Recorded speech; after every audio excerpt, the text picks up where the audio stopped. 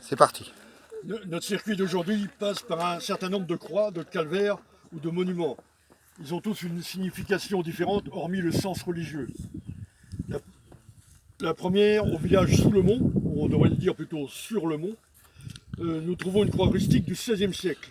C'est en réalité l'ancienne croix du cimetière paroissial, sans doute déplacée par l'abbé Morel qui habitait ce lieu au XIXe siècle.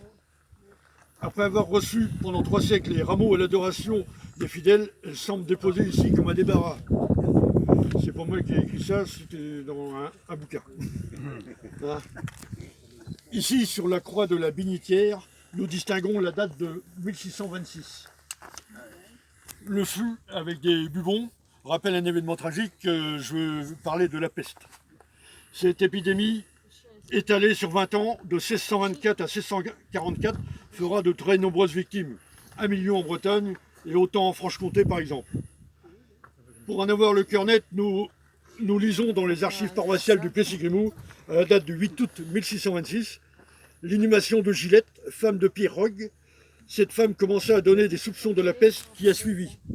Le 9 août, lecture d'un mandement envoyé à Bayeux pour former la procession et autres œuvres de piété et dévotion afin d'apaiser la juste colère de Dieu contre les péchés des hommes. La cruelle menace de la famine est chertée par les continuelles pluies de tout le mois de juin et juillet et du présent mois d'août, et de la peste émue en beaucoup de lieux, suivant lequel j'ai termé au Plessis et au même jour à Rocan, et le samedi prochain, jour de l'Assomption de la Vierge Marie à Saint-Jean, et le dimanche 16, jour de Saint-Roch-Séan.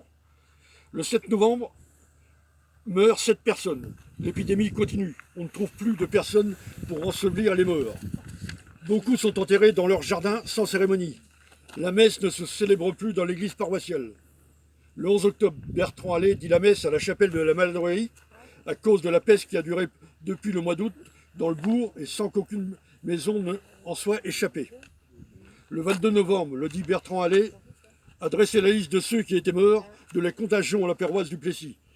Elle fait se monter à une centaine au moins. La peste continuera l'année suivante, puisqu'on retrouve sur Saint-Pierre, au village de la Cartrée, où nous sommes passés au début, une mention gravée sur une poutre y faisant allusion. Cette maison fut brûlée en 1627. Mesure radicale s'il en est pour arrêter cette épidémie. C'est à cette époque que certains gestes barrières furent mis en place, avec un masque surnommé le docteur Beck, ou le corbeau, médecin guérisseur tout de noir vêtu. Alors ici nous trouvons un deuxième socle au pied. Il se dit qu'à la Révolution, un esprit fort voulut la renverser. Il a réussi, mais il l'écrasa dans sa chute. Et aussi une autre histoire, une tradition rapporte qu'un trésor était caché au pied et qu'il devait être découvert avant minuit. Voiture. C'est cette dernière version qui est la cause de la chute de la croix, et donc du remplacement du socle par un autre plus imposant.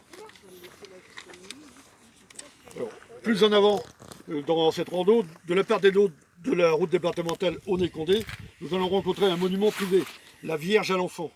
Il a remplacé une chapelle de la Sainte Vierge détruite pendant l'été 44. En face se trouve le calvaire, sans date indicative mais récent, donc sans doute il a dû faire partie du même bombardement. Il est semblable aux autres rencontrés de la région, donc c'est tout, voilà. C'est tout pour aujourd'hui, voilà.